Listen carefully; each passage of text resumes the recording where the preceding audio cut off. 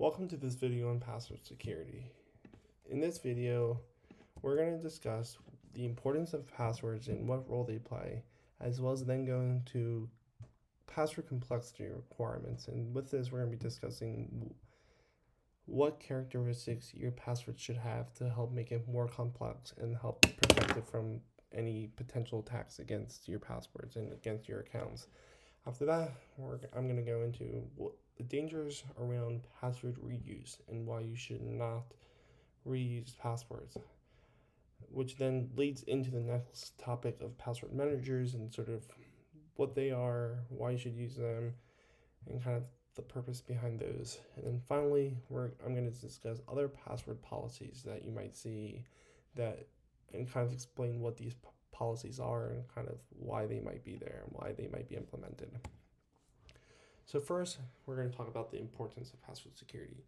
So passwords are part of everyone's daily routine. You have passwords for all sorts of accounts, from your social media accounts such as Facebook, Instagram, to bank accounts, to school accounts if you have email accounts, work accounts if you are one employed by the university, or if you have a job elsewhere. If you're a student, you might have an account with them. So as you can see, passwords are a part of everyone's daily life and are used all the time. So anytime you have an account on the internet or on a device, you're going to have a password most likely, or a PIN at least. And so, which is kind of a form of it's just like a shorter password, kind of like, well, I won't say a shorter password, but it's another form of a password. And these passwords do protect a lot of sensitive information, especially social media accounts, emails, all of your accounts stores lots of sensitive information that has to be protected, because if, again, as I've mentioned in previous videos, if it gets into the wrong hands, it is very dangerous, and they could steal your identity, they could make unauthorized purchases, they could do pretty much anything they want with that information. So that's why it's important to make sure they don't get it and keep that separate and make sure it stays out of the wrong hands. So what is a strong password? So a strong password is at least 8 characters, contains both upper and lowercase letters, using special characters such as like exclamation point, @signs, brackets, stars. All those are considered special characters. So using something like that in your password is what also helps make that strong password.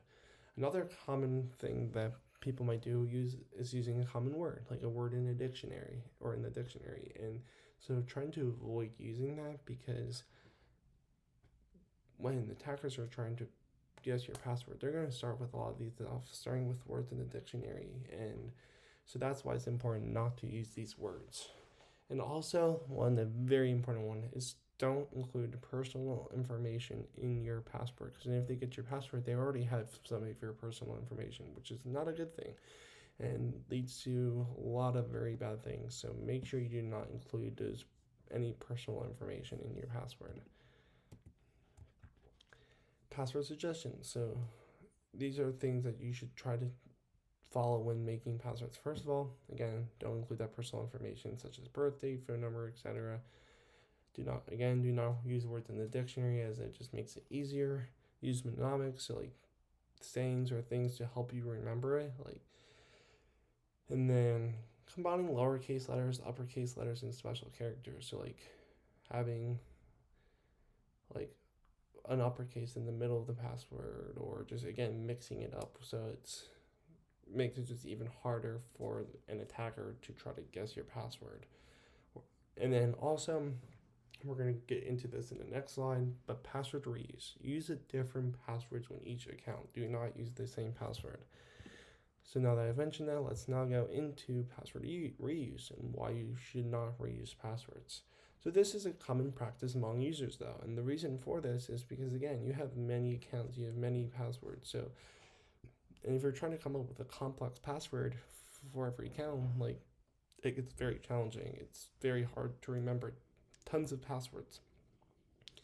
But this is a practice that should be avoided, because if you do reuse your passwords, if an attacker got access to one of your accounts, they now have access to all of your accounts that have that same password. So it does make it overall easier for attackers to get access to the account, which then means get access to your information. So that is now leading into password managers. So again, it can be challenging to remember passwords. And this is why one of the causes to reusing passwords, as I've mentioned. So that's where password managers come in. And this helps solve that issue because it will save your password in a secure, encrypted place, and it will so that allows you to create a different strong password for each of your accounts and then just save that so then you don't have to remember it. So every time you go log in, it will fill in your password for you. There are obviously some risks to this, but there are a lot of good password managers out there, and so if you just find one, it can really help it out. And also, this avoids having you to have a file called passwords.txt or credentials.txt or something similar, or again with like doc for like Word document. It avoids having these files, so it just makes it more secure by putting it in a secure encrypted place and not just having somewhere on your file that like has these passwords. And so password policies. So a lot of the policies that you will probably see, at least with your employer, and probably on a lot of different online accounts too, like a lot of social media sites probably implement this. And so like max password lengths. You will more often see minimum password length. And again, that's typically like 8 passwords, but some places will even have it a higher minimum password length, as well as a lot of employers will have forced password change where every so often they make you change your password. And another password or policy that you'll see that goes along with that is when you do change your password, it does not allow you to use a password that you have used previously. Again, that helps protect against that password reuse and things like that. And finally, password complexity, which we've talked about, where they will like make you and force you to have at least one uppercase, at least one lowercase, at least one number, as well as at least one special character. So these are common password policies that you will see, and again, probably at least at your employer. So in this case, universities. If you're a student at your school, like you will probably see similar policies that are implemented currently. If not, you might see them in the future, and as again with these cyber attacks growing, it'll probably be more likely than not that you will see passwords, at least some of these policies put into place.